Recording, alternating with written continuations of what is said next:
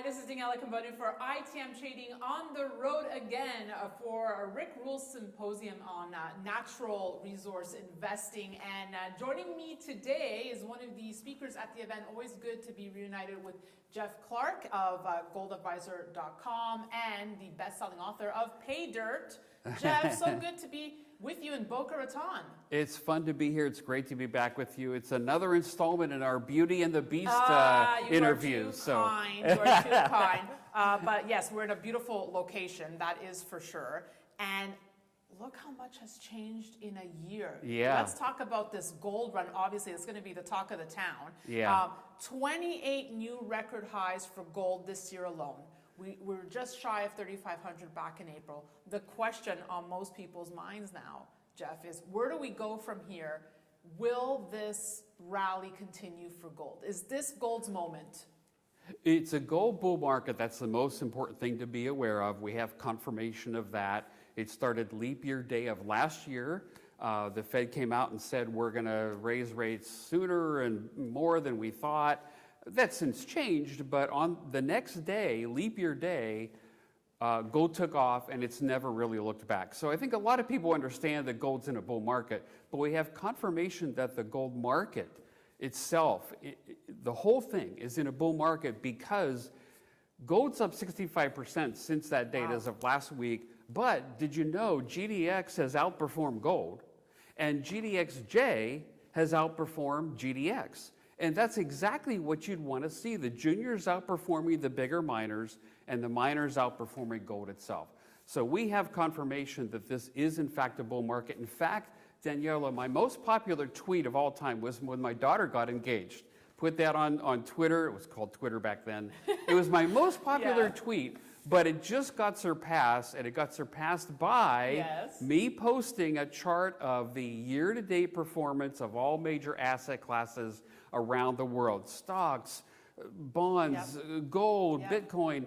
And guess what was the year-to-date top performer around the world of major asset classes? Gold stocks. GDX has outperformed all other major asset classes, precious metals, Bitcoin, all stock indexes around the world. Of course, inflation, real estate, CPI, and the dollar, which is negative on the year. So we have all the pieces in place that this is, in fact, a bull market. So what that implies is that as investors, we need to be long in this market. To take advantage of it, you have to be long. So when we say it's a bull market, the next question naturally is, well, how long does it last? Is it a 5 years? Is it a 10-year? So on average, a gold bull market lasts about 3 years. Our circumstances today are arguably more risky. There's more vulnerabilities in the system, so who knows how long this could go. But still, we have at least, on average, we have at least a year and a half to go in this current market. What do you think? I mean, there's so much talk that it's really central bank buying that has been fueling it. Obviously, the geopolitical tensions. I mean, do you see any other factors playing into this bull market that we're missing? Well, obviously, it really ignited when, after Trump got elected, and then he imposed the tariffs, the market went, whoa, a lot of uncertainty around that. So admittedly, part of the run in gold has been with the tariffs. So if the tariffs resolve, they pull back, something like that, they're not as bad as everybody thought, we could see gold pull back some. But it's not just that, it's Trump and tariffs and war, oh my. We've got so many things going on, so many factors that are impacting the gold market and its demand that I don't think tariffs are going to spell the end of the bull market. I always love talking about the Fed with you because you always have such great insights. What do you think happens between the drama between obviously Powell and Trump? I mean, will they eventually force his hand? Will they get the rate cuts they want? That's interesting, and there's a lot of talk about that. There's good arguments on both sides of that. Daniela, I don't really care. And that is not what a lot of people are going to say this week here, right? And again, there's good arguments on both sides, but here's why. Back in 2022, the yield curve inverted. 30-year went below the 10-year. That was the #1 indicator for a recession in recent history. The last 6 recessions were accurately predicted by a negative yield curve. We don't have a recession. 3 years and we still don't have a recession. Now, some say we may be in a recession. I think a lot of people are probably going to say that this week. That's okay. Maybe we don't have a recession. I'm a little less worried about that, and I'm a little bit more focused on making sure I'm prepared for that, because we are going to have another recession. Those in the mainstream that claim we're never going to have another recession, that's clearly wrong. We're going to have another one, but I'm not too worried about the timing of it. I'm not focused on trying to predict the timing of such a thing, because I can't control it. It's easy to be wrong. It's like blind men feeling the different parts of the elephant, and some of these analysts are feeling the junk of the elephant. They're just completely wrong about what is coming. So I'm focused on myself, my portfolio, my lifestyle, protecting myself with gold, making sure I'm out of debt, speculating on what the strongest stocks are. That's what I'm focused on. Okay, can you dig a little deeper there? Because I think that's what people really want to know. So you own physical gold. You obviously are in the mining stocks. And making sure you're out of debt. Yes. So talk to me about that. So it's the both ends of the barbell, right? On the very conservative side, cash, gold, some CDs that I own, those things on the very conservative side. And then on the other side, to try to be a little more offensive with my portfolio, I'm speculating in mining stocks. I consider most assets out there a speculation today. Even the regular stock market is a speculation. So I'm focused more on what I know, and that's gold stocks. Talk to me about your thoughts, because you've been so honest about recession. What about inflation? You know, is it sticky? Is it not? What's your take on inflation? Do you care?